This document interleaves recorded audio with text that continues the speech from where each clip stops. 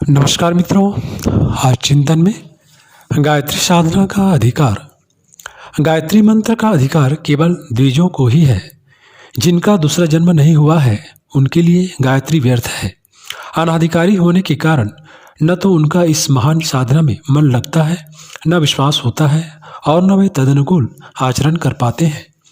आयुर्वेद पढ़ना हो तो आरंभ में हिंदी और संस्कृत का ज्ञान होना आवश्यक है। अशिक्षित व्यक्ति आज कॉलेज में नाम लिखाने जाए तो प्रिंसिपल को यही कहना पड़ेगा कि आपको प्रवेश नहीं किया जा सकता। द्विजत्व का अर्थ है दूसरा जन्म। एक जन्म माता पिता से होता है। पशु पक्षियों का जन्म भी इसी प्रकार होता है। 84 लाख योनियों में भ्रमण करने के बाद मानव शरीर प्राप्त होने पर भी उसमें पिछले पाश्विक संस्कार ही प्रधान रहते हैं। पेट भरना, काम वासना, लोभ, स्वार्थ एवं अहंकार आदि की पाश्विक प्रवृत्तियों से प्रेरित होकर वह सोचता है, इच्छा करता है और कार्य प्रवृत्त होता है। यही यदि गतिविधि जारी रहे तो वह नर पशु ही बना रहता है। पशु की विचारधारा और कार्य प्रणाली से ऊंचा उठकर ही मनुष्यता की जिम्मेदारियों को कंधे पर लेना, मानवोचित इच्छाएं करना, विचार एवं कार्यों को अपनाना दूसरा जन्म है। पशु का आदर्श इंद्रिय भोग और स्वार्थ है। मनुष्य का आदर्श आत्मोन्नति और परमार्थ है। पशु अपने लाभ के लिए दूसरों की हानि की परवाह नहीं करता। मनुष्य दूसरे की सेवा के लिए अपने सुख और स्वार्थ को बलिदान कर देता है। शूद्र का तात्पर्य है नर पशु। ऐसे व्यक्तियों को शास्त्रों में श्वान समान पर तिरस्कृत कर और बहिष्कृत किया है। गायत्री से भी उन्हें उनकी आत्मिक आज्ञता के कारण ही वंचित रखा गया है। पानी नीचे की ओर अपने आप बहता है। जितनी अधिक निचाई होगी उतनी बहाव तेज होगा, पर यदि पानी को ऊपर की ओर, ऊंचाई की ओर चढ़ाना हो तो कितने ही कष्ट साध्य प्रयत्न करने पड़ते हैं। पशुता की ओर, पतन की ओर, भोग और स्वार्थ की ओर मनुष्य की स्वाभाविक प्रवृत्ति होती है। इस प्रवृत्ति पर नियंत्रण करके धर्म की ओर, संयम की ओर और कल्याण की ओर अग्रसर होने के लिए जो विशेष अवरोध करना पड़ता है उसका नाम है द्विजत्व का व्रत, यज्ञोपवीत संस्कार, गुरु दीक्षा। पहला स्थूल जन्म माता पिता के रजवीर्य से होता है। दूसरा जन्म सूक्ष्म माता गायत्री और पिता गुरु के सहयोग से होता है। रोगी अपना इलाज आप नहीं कर पाता। अपने दोषों को समझना, अपनी मानसिक स्थिति को तोलना और आत्मनिर्माण का कार्यक्रम बनाना, इस महान योजना को बिना अनुभवी पथ प्रदर्शक के पूरा नहीं किया जा सकता। जैसे सभी बीमारों को दवा नहीं दी जा सकती, उनकी अनेक सूक्ष्म परिस्थितियों को समझकर अनुभवी वैद्य पृथक पृथक प्रकार की औषधियों और अनुपानों का विधान करता है।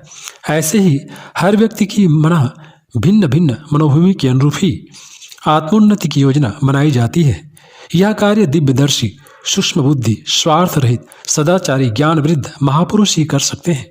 ऐसे ही लोगों को गुरु कहा जाता है। बगीचे का व्यवस्थित विकास करने के लिए ऐसे माली का संरक्षण आवश्यक है जो ठीक समय पर बोना, जोतना, सींचना एवं काट छांट करना जानता है। इस प्रकार नियुक्त हो जाने पर द्विजत्व का एक महत्वपूर्ण भाग पूरा हो जाता है। गायत्री के 24 अक्षर जीवन की गतिविधि का निर्णय करने में कसौटी का काम करते हैं। प्रत्येक अक्षर एक एक स्वर्ण शिक्षा का प्रतीक है। ओम की शिक्षा है कि सर्वत्र परमात्मा को व्यापक समझकर कहीं भी गुप्त या प्रकट रूप से बुराई न करो। भू की शिक्षा है कि अपने अंदर संपूर्ण उत्थान पतन के हेतुओं को ढूंढो। भुआ का अर्थ है कर्तव्य कर्म से तत्परता से प्रवृत्त रहो और फल की लालच में अधिक न उलझो। स्व का संदेश है कि स्थिर रहो, हर्ष शोक में उद्विग्न न बनो। तत् का तात्पर्य है कि इस शरीर के क्षणिक सुखों को ही सब कुछ मत समझो। जन्म जन्मांतरों की स्थायी सुखों का महत्व समझो।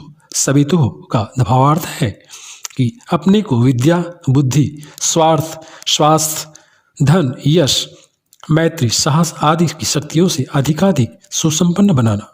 वरेण्यम का संदेश है कि इस दुरंगी दुनिया में से केवल श्रेष्ठता का ही स्पर्श करो। भर्गो का उपदेश है कि शरीर, मन, मकान, वस्त्र तथा व्यवहार को स्वच्छ रखना। देवस्य का अर्थ है कि उदारता, दूरदर्शिता, धीमहि अर्थात सद्गुण, उत्तम स्वभाव, दैवी संपदाएं उच्च विचार। धियो का तात्पर्य है कि किसी व्यक्ति, ग्रंथ या संप्रदाय का अंधा अनुयायी न होकर विवेक के आधार पर केवल उचित को ही स्वीकार करना।